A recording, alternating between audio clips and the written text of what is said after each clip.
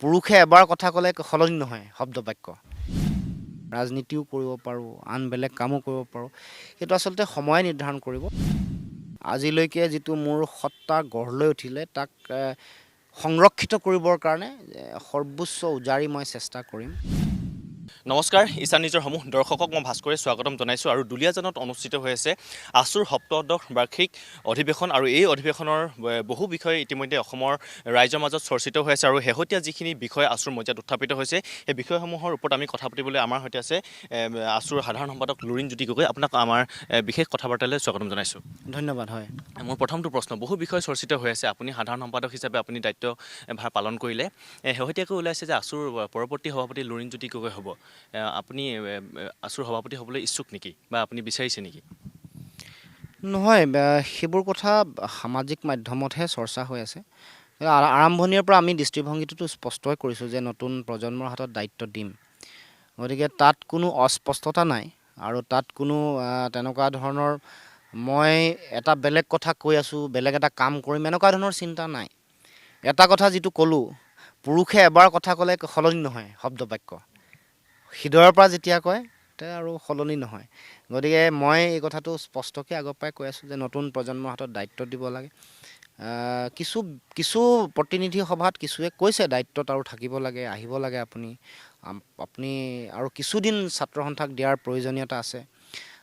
কিন্তু মই যিটো সিদ্ধান্ত লৈছোঁ, বা যিটো কথা আমি ইতিমধ্যে ৰাজহুৱাকৈ ঘোষণা কৰিছোঁ, ছাত্ৰ সন্থাৰ এক্সিকিউটিভ যিদিনাখন হৈ গ'ল, কাৰ্যনিৰ্বাহক সভাত সিদ্ধান্ত হ'ল যে দুলীয়াজানত অধিৱেশন হ'ব, সেইদিনাখনেই আমি স্পষ্টকৈ আমাৰ দৃষ্টিভংগীটো ব্যক্ত কৰিছিলোঁ যে নতুন প্ৰজন্মৰ হাতত আমি দায়িত্ব দিব খোজোঁ।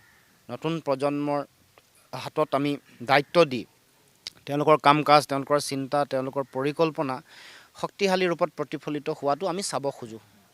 লুৰিণজ্যোতি গগৈ নতুন চিনাকি কি হ'ব পৰহিলৈ দিনটোৰ পৰা? নতুন চিনাকি সময়ে ক'ব কি হ'ব, কাৰণ আজিৰ দিনটোলৈকে ছাত্ৰ সন্থাত আছিলোঁ, ছাত্ৰ সন্থাৰ দায়িত্বত আছোঁ।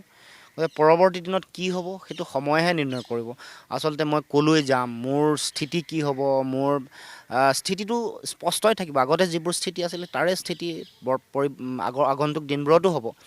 কিন্তু স্থান ক'ত হ'ব, এইটো খেতিৰ পথাৰতে হ'ব, নে সামাজিক আন স্থানসমূহত হ'ব, নে ব্যৱসায়িকভাৱে জড়িত হ'ম, সেইবোৰ কথা আচলতে সময়ে নিৰ্ধাৰণ কৰিব। আৰু মই এটা কথা ক'ব খোজোঁ যে মই যিবোৰ কথা, যিবোৰ চিন্তা আগতে ব্যক্ত কৰিছিলোঁ, যিবোৰ দৃষ্টিভংগী, যিবোৰ আদৰ্শ, যিবোৰ জাতীয় দৰ্শনগত যিবোৰ কথা, সেই কথাবোৰৰ পৰিপন্থী কাম কাজত জড়িত নহওঁ।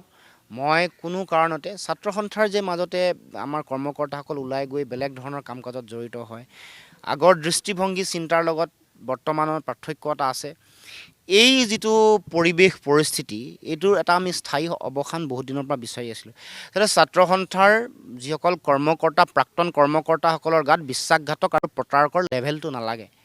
তেওঁলোকক সেই যিটো তেওঁলোকক পিছফালে মানে আমি সকলোৱে বাদ দেখুৱাব লাগিব। কাৰণ নহ'লে ছাত্ৰ সন্থাৰ কথা যেতিয়াই মানুহে কয়, তেতিয়াই মানুহে বিশ্বাসহীনতাৰ, আস্থাহীনতাৰ, সন্দেহৰ দৃষ্টিভংগী এটা আহে যে ছাত্ৰ সন্থাৰ মঞ্চত এগৰাকী ব্যক্তিয়ে এইবোৰ কথা কৈ আছে, পৰৱৰ্তী দিনত বেলেগৰ এটা স্থানলৈ যোৱাৰ লগে লগে আদৰ্শ আৰু চিন্তাৰ পাৰ্থক্য আহে। কিন্তু মই এইটো কথা আজি ক'ব খুজিছোঁ যে মই মোৰ চিন্তা, দৃষ্টিভংগী, আদৰ্শ, দৰ্শন কেতিয়াও মানে সলনি হ'বৰ কাৰণে যাবলৈ নিদিওঁ। এইটো মই যিমান পাৰি যৎপৰোনাস্তি চেষ্টা চলাম। আপুনি উল্লেখ কৰি যে নতুন ঠিকনা হয়তো আপোনাৰ হ'ব পাৰে খেতিপথাৰ, আপোনাৰ ব্যৱসায়িক বাণিজ্যৰ ক্ষেত্ৰত হ'ব পাৰে। ৰাজনৈতিক ক্ষেত্ৰখনত দেখাৰ সম্ভাৱনা নাই নেকি লুৰিণজ্যোতি গগৈ? নাই, সময়হে ঠিক কৰিব। যিকোনোৱে হ'ব পাৰে, ৰাজনীতিও কৰিব পাৰোঁ, আন বেলেগ কামো কৰিব পাৰোঁ। সেইটো আচলতে সময়ে নিৰ্ধাৰণ কৰিব।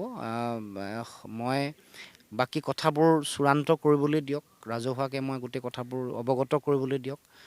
তাৰপিছত মই বাকী কথাবোৰ সিদ্ধান্ত গ্ৰহণ কৰিম, আৰু যি কৰিম অসমৰ কাৰণে কৰিবৰ কাৰণে প্ৰয়াস কৰিম সৰ্বোচ্চ উজাৰি। আৰু বিচাৰোঁ যে অসম মাতৃৰ সেৱা কৰি থাকিবৰ কাৰণে যদি সুযোগ পাওঁ এগৰাকী অতি ক্ষুদ্ৰ সেৱক হিচাপে, তেতিয়াই মই অত্যন্ত সুখী হ'ম, আৰু অসম মাতৃয়ে সেই সুযোগ দিব বুলি মই আশা ৰাখিছোঁ। আপুনি উল্লেখ কৰিছে যে আছুৰ যিসকল প্ৰাক্তন নেতা বা কৰ্মী, তেওঁলোকৰ গাত কেতিয়াবা বিশ্বাসঘাতক বা প্ৰতাৰকৰ চাপ এটা লাগে। লুৰিণজ্যোতি গগৈ গাত যদি এই চেকাটো লাগে অদূৰ ভৱিষ্যতে, কিমান দুখ পাব অন্তৰত আপুনি আজি লুৰিণজ্যোতি গগৈ? তেতিয়াতো মোৰ যিটো মানুহক মানুহে আজি মৰম কৰে, আদৰি লয়, সেই মানুহটোৰ সেই মুহূৰ্ততে মৃত্যু ঘটিব। সেই সত্তাটো মানুহে আৰু বিচাৰি নাপাব।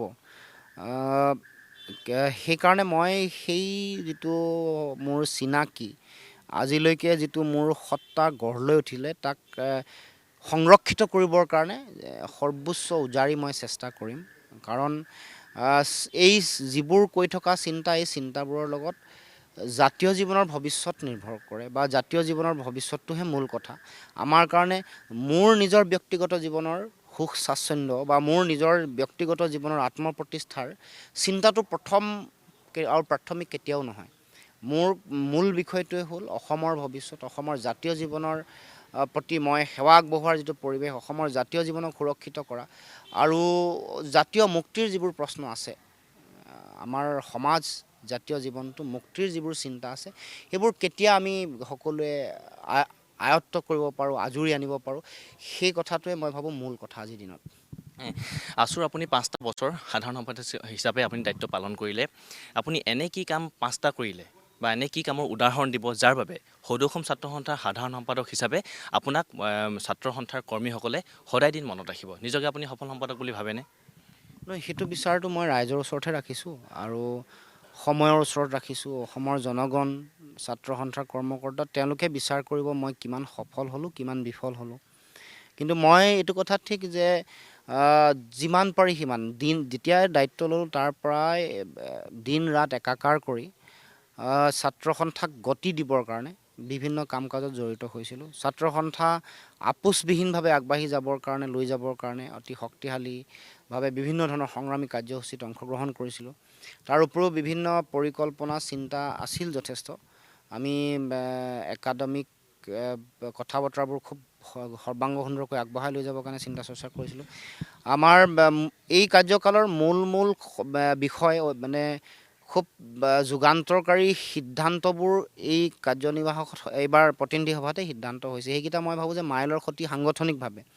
জাতীয় জীৱনৰ মূল বিষয়বোৰ হ'ল যে আমি অসম চুক্তিৰ 6 নম্বৰ দফা কাৰ্যকৰী কৰিবৰ কাৰণে এখন সমিতি বনাই দিছিলে, সমিতিয়ে প্ৰতিবেদন দিলে। এইটো এটা গুৰুত্বপূৰ্ণ বিষয়। কাৰ্যকৰী কৰা নাই, সেইটো কেন্দ্ৰীয় চৰকাৰৰ অক্ষমনীয় এটা অপৰাধ। তেওঁলোকে সেইটো আমাক ৰাষ্ট্ৰীয় প্ৰতিশ্ৰুতি এটা তেওঁলোকে ফেইল কৰিছে। তাৰ লগে লগে ৰাষ্ট্ৰীয় নাগৰিকপঞ্জীৰ সম্পূৰ্ণ ৰূপত প্ৰকাশ হ'ল, যদিও বিদেশীৰ নাম আছে, যদিও আমি সন্তুষ্ট নহয়, যদিও ত্ৰুটিপূৰ্ণ এখন, তথাপিও এইটো এটা গুৰুত্বপূৰ্ণ কাম, এটা গুৰুত্বপূৰ্ণ পদক্ষেপ, এটা ষ্টেপ এটা। তাৰ লগে লগে এইটো এটা সংগ্ৰামী ধাৰাটোৰ কাৰণে মানুহৰ মাজত এইটো সময় থাকিব। কা গণ আন্দোলনটো আমাৰ কাৰণে খুব খুব গুৰুত্বপূৰ্ণ বিষয়, খুব এটা আলোড়নকাৰী এটা চিন্তাৰে সংগ্ৰামখন হৈছিল, বা ব্যাপক জনগণৰ ইয়াত অংশগ্ৰহণ আছিল, সমগ্ৰ পৃথিৱীজুৰি ইয়াৰ প্ৰভাৱ আছিল। 5জনকৈ ব্যক্তি শ্বহীদ বৰণ কৰিলে। চিলাপথাৰত আমাৰ কাৰ্যালয়ত আক্ৰমণ কৰাৰ পাছত, বা অসমত সাম্প্ৰদায়িক পৰিৱেশ সৃষ্টি কৰিবলৈ উঠি পৰি লগাৰ সময়ত আমাৰ যিটো প্ৰতিৰোধী সংগ্ৰাম বা সাম্প্ৰদায়িকতাৰ পৰিৱেশ সৃষ্টি কৰিবলৈ বাধা দিয়াৰ যিটো চিন্তা, সেইবোৰ প্ৰতিফলিত হৈছিল। আমি ছাত্ৰ সন্থাত নতুন অৰ্থনৈতিক কৰ্মসূচীৰ আমি আধাৰ তৈয়াৰ কৰিছিলোঁ। ছাত্ৰ ছাত্ৰীসকলৰ উৎপাদনশীল চৰিত্ৰ যাতে বৃদ্ধি কৰিব পাৰি, জাতীয় অৰ্থনীতিৰ ভেটি যাতে সুদৃঢ় হয়, জাতীয় পুঁজি যাতে আমি শক্তিশালী কৰিব পাৰোঁ, তাৰ কাৰণে বিভিন্ন ধৰণৰ অৰ্থনৈতিক কাম কাজ, গ্ৰাম্য অৰ্থনৈতিক কাম কাজত আমি জড়িত হৈছিলোঁ। বিভিন্ন প্ৰকল্প এতিয়াও ৰিজাল্ট ওলাইছে। তাৰ লগে লগে বিভিন্ন ধৰণৰ শৈক্ষিক বিষয়ৰ লগত জড়িত হৈ থকা বহু নতুন বিষয়, নতুন চিন্তা চৰ্চাৰে গ্ৰন্থ প্ৰকাশ কৰা, বিভিন্ন গাঁৱে ভূঞে গ্ৰন্থমেলাৰ আয়োজন কৰা, তাৰ লগে লগে আন একাডেমিক যিবোৰ কথা আছে, প্ৰাথমিক পৰ্যায়ৰ পৰা বিশ্ববিদ্যালয় গৱেষণা পৰ্যায়লৈকে দীঘলীয়া প্ৰক্ৰিয়াটোত ছাত্ৰ ছাত্ৰীসকলৰ সুৰক্ষিত ভৱিষ্যতৰ কাৰণে বিভিন্ন ধৰণৰ চিন্তা পৰিকল্পনা প্ৰস্তুত কৰা হৈছিল। নেশ্যনেল এডুকেশ্যন পলিচিৰ লগেও বিভিন্ন ধৰণৰ কাম কাজ কৰা হৈছিল।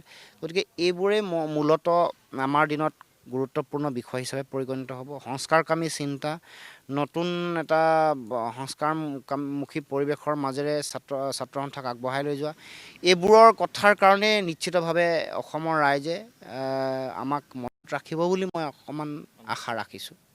বিশ্ববিদ্যালয়ৰ লুৰিণজ্যোতি গগৈ আৰু আজিৰ আছুৰ সাধাৰণ সম্পাদক হিচাপে লুৰিণজ্যোতি গগৈ, এই সমগ্ৰ যাত্ৰাটোত সদৌ অসম ছাত্ৰ সন্থাই লুৰিণজ্যোতি গগৈ হিচাপে যি চিনাকি, আপুনি নিজে কয় যে সত্তা প্ৰতিষ্ঠা কৰিলে, গোটেই যাত্ৰাটোত সদৌ অসম ছাত্ৰ সন্থাক আপুনি কি হিচাপে ধন্যবাদ জ্ঞাপন কৰিব?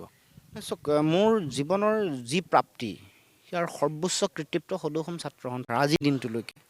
আৰু আগন্তুক দিনতো যদি মই কোনোবা এটা স্থানত গৈ থাকোঁগৈ তাৰ আধাৰটো ছাত্ৰ সন্থাই কৰি যোৱা কথাটো আমি একেমুখে স্বীকাৰ কৰিব লাগিব, ময়ো স্বীকাৰ কৰিব লাগিব, ৰাইজেও দেখি আছে। গতিকে মোৰ ব্যক্তিগত জীৱনত মোৰ চিনাকি মানুহৰ মাজত, অসমৰ মানুহৰ মাজত মই বুলি যিটো পৰিচয়, লুৰিণজ্যোতি গগৈ বুলি যিটো পৰিচয়, ছাত্ৰ সন্থাৰ সাধাৰণ সম্পাদক বুলি যিটো পৰিচয়, সেইটো একেবাৰে 100% ছাত্ৰ সন্থাই দিছে, তাত কোনো সন্দেহ নাই। কাৰণ মই হিচাপে শক্তিশালী ৰূপত প্ৰতিষ্ঠা কৰাৰ যিটো কথা, সেইটোৰ সকলো আধাৰ, সকলো পৃষ্ঠভূমি ছাত্ৰ সন্থাই তেওঁলোকে তৈয়াৰ কৰি দিছে। গতিকে মই ছাত্ৰ সন্থাৰ এই পবিত্ৰ মঞ্চখনৰ প্ৰতি সশ্ৰদ্ধ প্ৰণিপাত জনাইছোঁ আৰু বীৰ শ্বহীদসকলৰ প্ৰতিও শ্ৰদ্ধা নিবেদন কৰিছোঁ। কাৰণ তেওঁলোকৰ আশীৰ্বাদ নাথাকিলে, অসমৰ ছাত্ৰ সন্থাৰ কৰ্মকৰ্তা, অসমৰ সমাজ জীৱনৰ আশীৰ্বাদ নাথাকিলে মই হয়তো এই কাম কাজবোৰ কৰিব নোৱাৰিলোঁ হ'লে, বা এনেকৈ ধৰণে নেতৃত্ব দিবলৈ মই হয়তো সুযোগ নাপালোঁ হ'লে। সাধাৰণতে দেখা গৈছে আপোনাৰ কাৰ্যকালত যিহেতু কা আন্দোলনৰ সময়ত আপুনি বিশেষকৈ ৰাজনৈতিক দলসমূহক যি ধৰণে আক্ৰমণ কৰিছিল, অতি তীব্ৰ আছিল সেই আক্ৰমণ, সেই কথা সকলোৱে জানে, আপোনাৰ বক্তব্য শুনিছিল। এজন ব্যক্তি, আমি নাম এতিয়া লৈছোঁ, ডক্টৰ হিমন্ত বিশ্ব শৰ্মাক আপোনাৰ কাৰ্যকালত অধিক আপোনাৰ যি এক বাক বিতণ্ডা হৈছিল, আপোনাৰ কথাৰ কটাকটি হৈছিল, আৰু শেহতীয়াভাৱে আছু যেতিয়া আপুনি ত্যাগ কৰিবলৈ আগবাঢ়ি গৈছে, এনে সময়তো তেখেতে এটা আহ্বান জনাইছে যে লুৰিণজ্যোতি গগৈক মাক দেউতাকে অতি কষ্ট কৰি পঢ়াইছে, তেখেতে পঢ়া শুনাবোৰ ভাল কৰিব লাগে, সম্পন্ন কৰিব লাগে। নহয়, বেলেগৰ কথা তেওঁ চিন্তা কৰিব নালাগে। তেওঁ নিজে নিজৰ চৰিত্ৰটো সংশোধন কৰিবৰ কাৰণে প্ৰথমে চেষ্টা কৰক। সেই চেষ্টা কৰিলেহে তেওঁক মানুহে অসমৰ সমাজ জীৱনত ভালকৈ ভাবিব। নহ'লে তেওঁক অসমৰ আটাইতকৈ দুষ্ট প্ৰকৃতিৰ মানুহ বুলি অসমে গণ্য কৰিব। আৰু তেখেতৰ এনেকুৱা ধৰণৰ কথা বতৰা, কাম কাজে তেওঁক এগৰাকী কমেডী চৰিত্ৰৰ মানুহ বুলি এটা সময়ত ইতিহাসত লিখা ৰাখিব। মোৰ শেষৰটো প্ৰশ্ন, আছুৰ যিহেতু নতুন দায়িত্ব তেওঁলোকে লাভ কৰিব, কেনেধৰণৰ ব্যক্তি এবাৰ লাভ কৰিব, বা কি মাপকাঠি তেওঁলোকৰ বাবে বিবেচনা হ'ব এইবাৰ? চোক, ছাত্ৰ সন্থা শক্তিশালীভাৱে নেতৃত্ব দিব পৰা বলিষ্ঠ ব্যক্তিত্বৰ অধিকাৰী, আপোচবিহীন, উচ্চ শিক্ষিত ছাত্ৰ সন্থাৰ কৰ্মকৰ্তাৰ হাততে আমি দায়িত্ব অৰ্পণ কৰিম। গতিকে মই ভাবোঁ যে নতুন নেতৃত্বই ছাত্ৰ সন্থাক অধিক গতিশীল, বলিষ্ঠ ৰূপত আগবঢ়াই লৈ যাবৰ কাৰণে তেওঁলোকে সক্ষম হ'ব পাৰিব। এইবাৰ বয়সৰ ওপৰত ইমান কিয় গুৰুত্ব দিয়া হ'ল, মোৰ শেষৰটো প্ৰশ্ন? বয়সটো গুৰুত্বপূৰ্ণ নহ'লে মানুহে অনাদি অনন্ত কাললৈকে ছাত্ৰ সন্থা কৰি থাকিবলৈ বিচাৰে। সেইটো কোনো কাৰণতে যুক্তিপূৰ্ণ নহয়, বিজ্ঞানসন্মতও নহয়। এটা নিৰ্দিষ্ট সময়ত সেৱা আগবঢ়াই পিনে ছাত্ৰ সন্থাৰ মঞ্চ এৰি যাব লাগে। এইটো মই বাৰে বাৰে কৈ আছোঁ দৃঢ়তাৰে, ইয়াত কোনো মোৰ অস্পষ্টতা নাই। এটা নিৰ্দিষ্ট সময়ত কাম কৰাৰ কিছুমান সময় থাকে, সেই মৰ্মে মানুহে কাম কাজ কৰিব লাগে। নিৰ্দিষ্ট সময়ত ছাত্ৰ সন্থা কৰি ওলাই নতুন বেলেগ ধৰণৰ কাম কাজ কৰিব লাগে। এই প্ৰক্ৰিয়াটো ছাত্ৰ সন্থা নামৰ যিখন নেতা গঠন কৰাৰ উৰ্বৰা ভূমি, নেতা কেৱল মাত্ৰ ৰাজনৈতিক নেতা কোৱা নাই, সমাজৰ নেতা, অৰ্থনৈতিক নেতা, সাংস্কৃতিক নেতৃত্ব গঢ়াৰ যিখন পথাৰ, এই পথাৰৰ যিটো উৰ্বৰা শক্তি, ফাৰ্টিলিটিটো ধ্বংস হ'বলৈ দিব নালাগে। উৰ্বৰা শক্তিটো ভাল হৈ থাকিব লাগে। ইয়াত নতুন নতুন প্ৰজন্মৰ ডেকা শক্তিসকল আহি ইয়াত সকলোৱে তেওঁলোকৰ চিন্তা, তেওঁলোকৰ মত প্ৰকাশ, আদৰ্শ সকলোবোৰ ইয়াত দিয়াৰ এটা সুযোগ পাব লাগে। আৰু তাৰ লগে লগে মই ভাবোঁ যে সেইকাৰণে বয়সটো অতি গুৰুত্বপূৰ্ণ হৈ পৰিছে। এটা নিৰ্দিষ্ট সময়ত ছাত্ৰ সন্থালৈকে সেৱা আগবঢ়াৰ পিছত তেওঁলোক ওলাই যাব লাগিব। এতিয়া আমি 40 ঠিক কৰি দিছোঁ, পৰৱৰ্তী দিনত 40টো আৰু কমাই 35লৈ কমোৱাৰ কাৰণে প্ৰয়াস কৰিব লাগিব কাৰ্যনিৰ্বাহকে বা প্ৰতিনিধি সভা বা আন অধিৱেশনত। ডক্টৰ সমুজ্জ্বল কুমাৰ ভট্টাচাৰ্যক আছুৰ সাধাৰণ সম্পাদক হিচাপে মুখ্য উপদেষ্টা পদত তেওঁ অধিষ্ঠিত হৈ থকাটো আপুনি বিচাৰেনে? সেইটো তেওঁৰ নিজস্ব সিদ্ধান্ত, তেওঁতো নাথাকোঁ বুলিয়ে কৈছে।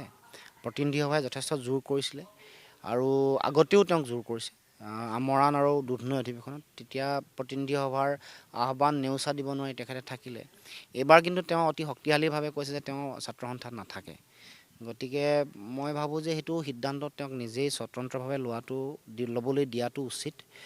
তেওঁক অত্যধিক মানসিক হেঁচা প্ৰয়োগ কৰিব নালাগে।